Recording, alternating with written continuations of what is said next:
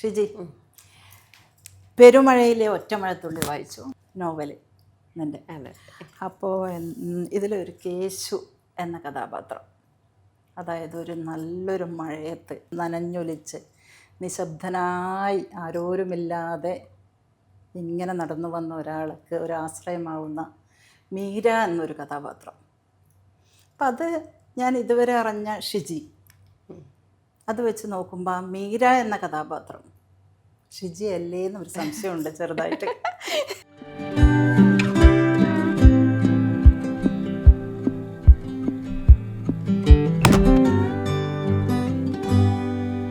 അപ്പൊ അതിനെ കുറിച്ചിട്ട് എന്താന്ന് ഒന്ന് വിശദീകരിക്കാം. സത്യത്തില് ഈ പെരുമഴയിലെ ഒറ്റമഴത്തുള്ളി എന്ന് പറയുന്ന ഈ എൻ്റെ ആദ്യത്തെ പുസ്തകം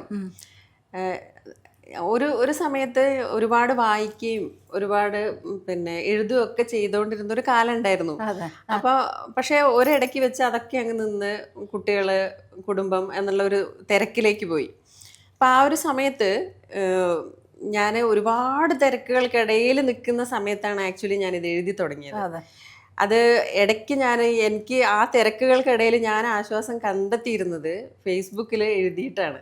ശരിക്കും സമൂഹ മാധ്യമങ്ങൾ നമുക്ക് നല്ലതും ചീത്തയും ഒക്കെ അതിനെക്കുറിച്ചൊക്കെ ഒരുപാട് സംസാരിക്കാനുണ്ട്. സമൂഹ മാധ്യമങ്ങളെ കുറിച്ച് എങ്ങനെയാണോ ഒരാളുടെ ജീവിതത്തിലേക്ക് നല്ലതാണോ ചീത്തയാണോ എന്നൊക്കെ ഉള്ളതിനെ കുറിച്ചൊക്കെ ഒരുപാട് ആളുകൾ സംസാരിക്കാനുണ്ട്.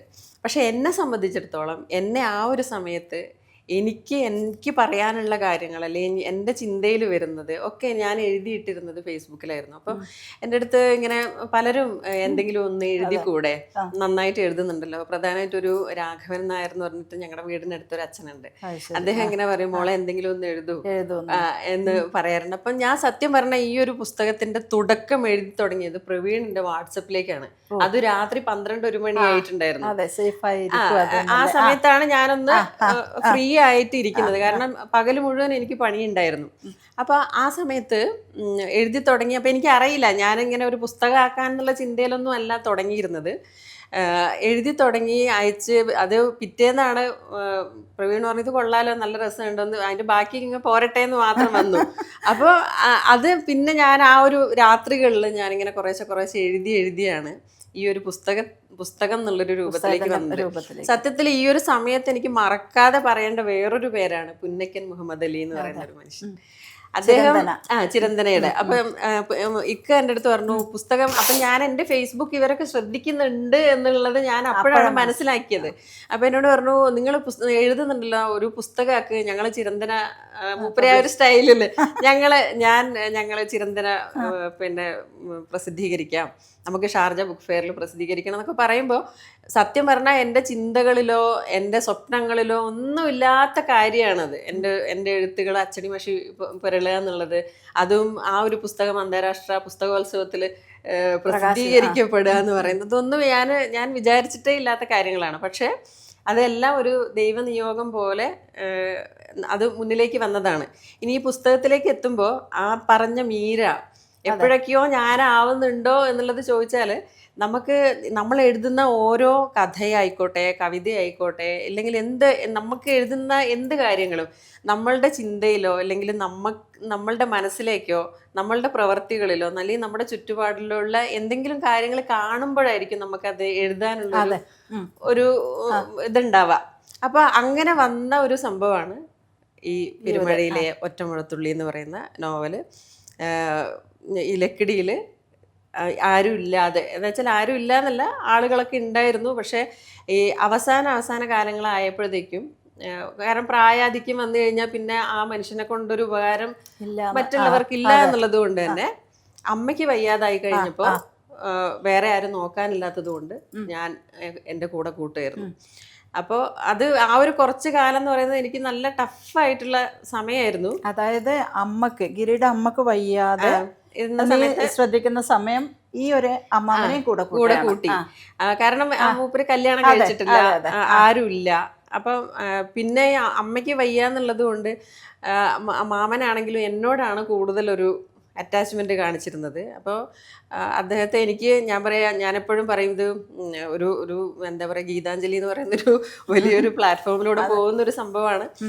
നമുക്ക് പ്രായമാവുമ്പോഴാണ് നമുക്ക് ആളുകൾ കൂടെ വേണ്ടത്. അപ്പൊ അവരെ നോക്കാനുള്ള മനസ്സുള്ള ആളുകൾ കൂടെ ഉള്ളതാണ് അവരുടെ, നമുക്ക് ഓരോരുത്തരുടെയും സ്വർഗം എന്നൊക്കെ പറയുന്നത്, സ്വർഗം നരകം എന്നൊക്കെ പറയുന്നത്. ഞാൻ അതുകൊണ്ട് തന്നെ ഈ 2-3 ആളുകള് പ്രായമായി അവർക്ക് വയ്യാതായി നോക്കി അവരുടെ മരണം കാണാനുള്ളൊരു എന്താ പറയാ, ആ ഒരു സമയം നമ്മൾ ആ കൂടെ നിൽക്കേണ്ട വന്നിട്ടുണ്ട്. അപ്പൊ മുന്നേ നമുക്ക് അങ്ങനെ ഒരു പരിചയമോ മുൻപരിചയമോ അല്ലെ എക്സ്പീരിയൻസ് അങ്ങനെയൊന്നും ഇല്ലാത്തടത്താണ് ഈ ആൾക്കാരെയൊക്കെ നോക്കി അവർക്ക് വേണ്ട കാര്യങ്ങളൊക്കെ ചെയ്തു കൊടുത്ത്. അതൊരു പ്രത്യേക മൈൻഡ് തന്നെ വേണം എന്നുള്ളത്. നമ്മൾ ആ സമയത്ത് ഈ പറഞ്ഞ കാര്യങ്ങളൊക്കെ മാറ്റി വെച്ച് അവർക്ക് വേണ്ടി മാത്രം കുറേ ഒരു വർഷങ്ങളോളം എന്ന് പറയാം, വർഷങ്ങളോളം അത് മാത്രം ചിന്തിച്ച് അവർക്ക് അവരുടെ ഭക്ഷണം, അവരുടെ കുളിപ്പിക്കല്, അവരെ കാര്യങ്ങള് മാത്രം ചിന്തിച്ച് നിൽക്കുന്ന ഒരു സമയത്ത് തോന്നിയ ഒരു സാധനം വന്നതാണ് ഈ പെരുമഴയിലെ ഒറ്റ മഴത്തുള്ളി. അപ്പൊ ആ പേരിലേക്ക് എത്തിയതും എൻ്റെ അടുത്ത് വയലാർ ശരത്ചന്ദ്രവർമ്മ ശരത്തേട്ടൻ ഇങ്ങനെ പറഞ്ഞിരുന്നു, ഈ പേരെങ്ങനെ കിട്ടി ഷിജിക്കിന്ന്. അപ്പൊ ഞാൻ പറഞ്ഞു ഇതും എന്തോ ഒരു ഇതിൽ വന്നപ്പോ അവിടെ ഒരുപാട് ഇങ്ങനെ പെരുമഴ പെയ്യുന്ന നാടാണ്. ആ പെരുമഴയിലെ ഒരു തുള്ളിയാണ്. ഇനിയും ഒരുപാട് പെരുമഴയിലെ തുള്ളികൾ അവിടെ ഉണ്ട്. കഥകൾ നമ്മുടെ ചുറ്റും ഇഷ്ടംപോലെ ഉണ്ട്. നമ്മളൊന്ന് നിരീക്ഷിച്ചാൽ മാത്രം മതി എന്നുള്ളതാണ്. അങ്ങനെ അപ്പൊ എനിക്ക് തോന്നുന്നത് നമ്മള് ഈ പിന്നെ കഥയായിട്ടും കവിതയായിട്ടും ഒക്കെ വരുന്നത് നമുക്ക് ചുറ്റുപാടുള്ള കാര്യങ്ങൾ തന്നെയാണ്. എനിക്ക് തോന്നുന്നു ഗീത ചേച്ചിയുടെ പുസ്തകത്തിലെ ആ ഒരു മ്യാവൂ എന്ന് പറയുന്ന ഒരു ഷോർട്ട് സ്റ്റോറി ഉണ്ടല്ലോ. അപ്പൊ ആ ഒരു ഇത് ഞാൻ വായിച്ചപ്പോ ഞാൻ ഒരു പൂച്ചക്കുട്ടിയാണ് വിഷയമായിട്ട് വന്നിരിക്കുന്നത്. അപ്പൊ അതിനെ എന്ത് ഭംഗിയായിട്ടാണ് ശരിക്കും നമ്മളുടെ കൂട്ടത്തിൽ ആ ഒരു പൂച്ചക്കുട്ടി ഉള്ളത് പോലെ ഫീൽ ചെയ്യുന്ന രീതിയിലുള്ള ഒരു എഴുത്ത്. അതെനിക്ക് ഭയങ്കര ഇഷ്ടമായി. നല്ല ഒരു നമ്മുടെ വീട്ടിലുള്ള ഒരു പൂച്ചക്കുട്ടീനെ പോലെ. ഒന്നാമത് എനിക്ക് വീട്ടിലൊരു പട്ടിക്കുട്ടിയുണ്ട്. അവർക്ക് അതിനറിയാം നമ്മളെ സങ്കടങ്ങള്, നമ്മുടെ സന്തോഷം, നമുക്കൊരു ബുദ്ധിമുട്ട് വന്നു കഴിഞ്ഞാൽ അതിനറിയാം. അപ്പൊ അതേപോലെ ഒരു എന്താ പറയാ, പണ്ട് പറയില്ലേ ഈ മുനിമാർക്കൊക്കെ പിന്നെ പക്ഷികളുടെയും മരങ്ങളുടെയും ഒക്കെ ഭാഷ അറിയുന്ന ആളുകളായിരുന്നു എന്ന് പറയുന്നത്. അപ്പൊ അതുപോലെ ഇന്നിപ്പോ അതിന് കഴിവുള്ള ആളുകളില്ല. പക്ഷേ അതിൽ ചിലര് അവരുടെ നോട്ടം കൊണ്ടോ അവരുടെ അതിൽ നിന്ന് അത് തിരിച്ചെടുക്കാൻ, അത് മനസ്സിലാക്കിയെടുക്കാൻ കഴിയാന്ന് പറയുന്നത് വലിയ കാര്യമാണ്. ഈ മൃഗങ്ങൾക്ക് എന്ന് പറയുമ്പോൾ നമ്മളൊരു പട്ടി ഒരു ബിസ്ക്കറ്റ് കൊടുത്തു കഴിഞ്ഞാൽ വിശന്നിരിക്കുന്നതായിരിക്കും, എല്ലാം തോലുമായിട്ടില്ലേ, എന്നാലും ആദ്യം ഇത് കഴിക്കുന്നതിന് മുന്നേ നമ്മളൊരു നോട്ടുണ്ട് ആ കൊടുത്ത ആള് അവരെങ്ങോട്ടാന്ന്, അവർ പോകുന്നത് സേഫ് ആണോ എന്നുള്ളൊരു സംഭവം ഉണ്ട്. നമ്മൾ ഒറ്റയ്ക്കാണെന്നുണ്ടെങ്കിൽ വലാട്ടി ചിലപ്പം നമ്മുടെ കുറച്ച് അടുത്തേക്ക് നടന്നിട്ടുണ്ടാവും, എന്നിട്ടായിരിക്കും ചിലപ്പോ ബിസ്ക്കറ്റ് കഴിക്കല്ലേ. അതുപോലെ ഞാനൊരു പൂച്ചഭ്രാന്തിയാന്ന്. പൂച്ച നമുക്ക് ഒറ്റ മോളാണ്. അപ്പം അവള് ചെറിയ കുട്ടിയായിരിക്കുമ്പോൾ എൻ്റെ അടുത്ത് എന്തെങ്കിലും ദേഷ്യം വന്നു കഴിഞ്ഞാൽ അവള് തല്ലല് പൂച്ചേനെയാണ്. അവക്കറിയാം എന്നെ തച്ചതിനായിട്ട് വേദന അവിടെ തച്ചാല ഉണ്ടാവില്ലെന്നല്ല. പിന്നെ അതുകൊണ്ട് ഒരു കാര്യമില്ലാണ്ട് ഇങ്ങനെ ഇരിക്കുന്ന പൂച്ചനെ പോയിട്ട് തല്ലല്. ചെറിയ കുട്ടിയല്ല, കുറച്ച് വലുതാണ്.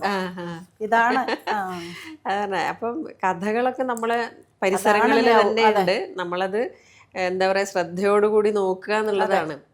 എല്ലാരിലും ഒരുപാട് കഥകളുണ്ട്. ആ കഥകളൊക്കെ കഥകളായും കവിതകളായിട്ടും ഒക്കെ നല്ല രീതിയിൽ വരട്ടെ എന്നുള്ളതാണ്. കവിത എന്ന് പറയുമ്പോഴാണ് പിന്നെ ഷിജിയുടെ അനിയത്തി ഷീമ അല്ലേ, അതും ഞാൻ കൊണ്ടുവന്നിട്ടുണ്ട്. എന്താ വെച്ചാൽ ഈ ചൂര് എന്ന് പറയുന്ന പുസ്തകം KPK വെങ്കരയാണ് ആദ്യം ഇതിനെ കുറിച്ച് നല്ലൊരു അഭിപ്രായം പറയുന്നത് കേട്ടത്. അങ്ങനെ ഞാൻ 2 വർഷം മുന്നേ പോയിട്ട് ഇത് മേടിച്ചതാണ് അന്താരാഷ്ട്ര പുസ്തകോത്സവത്തിന്. അപ്പൊ ഇത് രണ്ടും അടുത്തടുത്ത് തന്നെ ഉണ്ടായിരുന്നു. ഞാൻ സത്യത്തിൽ ഇത് എടുക്കാൻ നോക്കുമ്പോ ആദ്യം ചൂര കയ്യില് വന്നത്. സത്യത്തില് ഷീമ നല്ലൊരു എഴുത്തുകാരിയാണ്. കാരണം ചെറുപ്പത്തിൽ അവൾ ആരോടും മിണ്ടാതെ ഇങ്ങനെ, ഞങ്ങള് 2 മക്കളെ ഉള്ളൂ എന്നായിരുന്നു ആദ്യം വിചാരിച്ചത്. ഞങ്ങൾ 3 മക്കളാണ്. ഏട്ടൻ മനോരമയിൽ വർക്ക് ചെയ്യുന്നുണ്ട് എറണാകുളത്ത്. ഏട്ടനും നന്നായിട്ട് എഴുതും. ഇപ്പൊ 3 പുസ്തകങ്ങളോളം എഴുതിയിട്ടുണ്ട്. ഒന്ന് കണ്ണൂരുള്ള പിന്നെ രാഷ്ട്രീയക്കാരെ കുറിച്ച്, എല്ലാ രാഷ്ട്രീയക്കാരെ കുറിച്ചും ഒക്കെ, അവരുടെയൊക്കെ വ്യക്തിപരമായിട്ടുള്ള നമ്മളറിയാത്ത കുറെ കാര്യങ്ങൾ ഇടനേരം എന്ന് പറഞ്ഞ കൈരളി ബുക്സ് പുറത്തിറക്കിയതാണ്. പിന്നെ ഒന്ന് എന്താ കഥ പറയും സമുദായങ്ങൾ എന്നോ അങ്ങനെ എന്തോ പറഞ്ഞിട്ടുള്ള ഒരു പുസ്തകം. പിന്നെ ഒന്ന് പിന്നെ മഹാരാഷ്ട്ര ഗവർണറായിരുന്ന ശങ്കരനാരായണൻ സാറിന്റെ ആത്മകഥ ഏട്ടനാണ് എഴുതിയിട്ടുണ്ടായിരുന്നു. എഴുത്തുണ്ട്. അപ്പം അത് ആ ഒരു ഭാഗത്ത് അങ്ങനെ ഉണ്ട്. ഷീമയാണെന്നുണ്ടെങ്കിൽ അവളുടെ കവിതകൾക്ക് ഓരോ വാക്കിനും ഓരോ വരികൾക്കും അങ്ങേ തല അർത്ഥങ്ങളുള്ള ഭയങ്കര എന്താ പറയാ വളരെ പുറത്തറിയേണ്ട ഒരു എഴുത്തുകാരിയാണ്. അപ്പം ഇതിനിടയ്ക്ക് ഇപ്പൊ 3ാമത്തെ പുസ്തകം വരുന്നുണ്ട്. ഇതിപ്പോ 2ാമത്തെ പുസ്തകമാണ് ചൂര്. ആദ്യത്തേത് ക്രമം തെറ്റിയ പീരീഡ് ഉള്ളതായിരുന്നു, 2ാമത്തേതാണ് ചൂര്. 3ാമത്തെ പുസ്തകം വരുന്നുണ്ട്. അത് നമ്മുടെ മലയാളത്തിന്റെ അഭിമാനമായിട്ടുള്ള സക്കറിയ സാറിന്റെ ആ ഒരു ഇതിലാണ് പോകുന്നത്. അപ്പൊ അത് വരട്ടെ എന്നുള്ളൊരു പ്രാർത്ഥനയുണ്ട്. നല്ല ഒരു എഴുത്തുകാരിയാണ്. കാരണം ഇപ്പോൾ ഈ ടീച്ചർ ആയതുകൊണ്ട് തന്നെ തലപ്പുഴ സ്കൂളിൽ ഹൈസ്കൂൾ ടീച്ചറാണ്. അപ്പൊ ആ തിരക്കും കുട്ടികളും ഒക്കെ ആയതുകൊണ്ടുള്ള ഒരു തിരക്കും ബഹളത്തിന്റെ ഇടയിലാണ്. എങ്കിലും ഞങ്ങളൊക്കെ ഇങ്ങനെ ഇടയ്ക്ക് പറയും എഴുത്ത് നിർത്തരുത്. കാരണം ഇവർക്ക് 2 വലിയ എഴുത്തുകാരുടെ ഇടയിലാണ് ഞാൻ നിൽക്കുന്നത്. അപ്പോൾ അവരെയൊക്കെ കമ്പയർ ചെയ്ത് നോക്കുമ്പോൾ ഞാൻ എഴുതുന്നേ ഇല്ല. എൻ്റെ ഒരു എഴുത്ത് രീതിയെ വേറെയാണ്. ഞാൻ അധികവും ഈ ഓർമ്മക്കുറിപ്പുകൾ പോലെയും ആ രീതിയിലാണ് എൻ്റെ ഒരു എഴുത്ത്. കഥകളായിട്ടാണ് വരുന്നത്. ഒരാൾ കവിതയും ഒരാൾ ലേഖനങ്ങൾ പോലെ ചെയ്യുമ്പോൾ ഞാൻ കഥാരൂപത്തിൽ, നോവൽ രൂപത്തിൽ ആ രീതിയിലാണ് എഴുതി അവർക്ക് അയച്ചിട്ട് അഭിപ്രായം ചോദിക്കാറുണ്ടോ? പേടിയാ സത്യം പറഞ്ഞ. ഞാൻ ഏട്ടന്റെയും ഷീമേനെയും എന്റെ എഴുത്തുകളൊന്നും കാണിക്കാറില്ല. ഞാൻ സത്യം പറഞ്ഞാൽ എനിക്ക് തോന്നുന്നു ഞാൻ എഴുതിയത് ഞാൻ 1-2 ആൾക്കാർക്കാണ്. എനിക്കൊരു കോൺഫിഡൻസ് ഉള്ള പ്രവീണ്, പിന്നെ ഒരു സത്യനാർട്ട് എന്ന് പറഞ്ഞിട്ട് സത്യേട്ടന്റെ ഈ പുസ്തകത്തിൽ വരച്ചിരിക്കുന്നത് സത്യനാർട്ടാണ്. സത്യേട്ടൻ അങ്ങനെ, പിന്നെ ഗീത ചേച്ചിക്ക് അയച്ചിട്ടുണ്ട്, പിന്നെ ഒരു ലത ചേച്ചി ഉണ്ട്, ലതാ നമ്പൂതിരി. അവർക്ക് അങ്ങനെ ഒരു 4-5 പേർക്ക് മാത്രം ഞാനങ്ങനെ ഞാൻ എന്ത് എഴുതിയാലും ആദ്യം ഒന്ന് അയച്ചു കൊടുക്കുന്നതുള്ളൂ. അപ്പോൾ അതിൽ കൂടുതൽ ഷീമയ്ക്കും ഏട്ടനൊന്നും അയക്കാനുള്ളൊരു ധൈര്യം എനിക്ക് സത്യം പറഞ്ഞില്ല. എഴുത്ത് എഴുതി ഒരു കാമ്പല്ല എഴുത്താണ്. അതെ, ഷിജീൻ്റെത് ചുരുക്കി പറഞ്ഞാല്. ഇപ്പൊ 2ാമത് ഞാനിപ്പോ ഒരു പുസ്തകത്തിന്റെ ഒരു ഇതിലാണുള്ളത്. അത് പിന്നെ ചിൽക്കയിലെ മുത്ത് എന്ന് പറഞ്ഞതാണ്. ഞാൻ ആദ്യമായിട്ടാണ് ഇപ്പൊ ഇത് പറയുന്നത്. അപ്പൊ അത് സത്യം പറഞ്ഞ ഒരു യാത്രയില് ഉണ്ടായിട്ടുള്ള ഒരു ചെറിയൊരു ഒരു തോന്നല്, ഒരു ചെറിയൊരു ക്ലിക്ക് എന്നൊക്കെ പറയില്ലേ, ചില നോട്ടങ്ങളുണ്ട്. ഇത്തവണത്തെ പുസ്തകം എന്ന് പറയുന്നത് ഒരു ചെറിയൊരു നോട്ടത്തിൽ നിന്നൊക്കെ ഉണ്ടാവുന്ന കഥകളുണ്ടല്ലോ. അങ്ങനെ വന്ന അത് അങ്ങനെയൊന്നും സംഭവിച്ചിട്ടില്ല. പക്ഷെ ആ കഥ ഞാനത് അതൊരു സങ്കല്പിച്ച ഒരു യാത്രയും ഉണ്ട്, ആ യാത്രാ വിവരണവും ഉണ്ട്. അതിന്റെ കൂട്ടത്തില് കുറച്ച് ഇങ്ങനെ ചേർത്തിട്ടുള്ള ഒരു കഥയാണ്. അതിനിടയ്ക്ക് ഒരു പ്രണയത്തിനെ കുറിച്ച് എഴുതിയിട്ടുള്ളൊരു ഇത് അക്കാഫിന്റെ ഒരു ഇതിലേക്ക് അയച്ചിട്ടുണ്ട്. അപ്പൊ അങ്ങനെ കുറച്ച് ചെറിയ ചെറിയ കാര്യങ്ങള് ഉണ്ട്. കവിതയും കഥയൊക്കെ ആയിട്ട് അങ്ങനെ പോകുന്നുണ്ട്.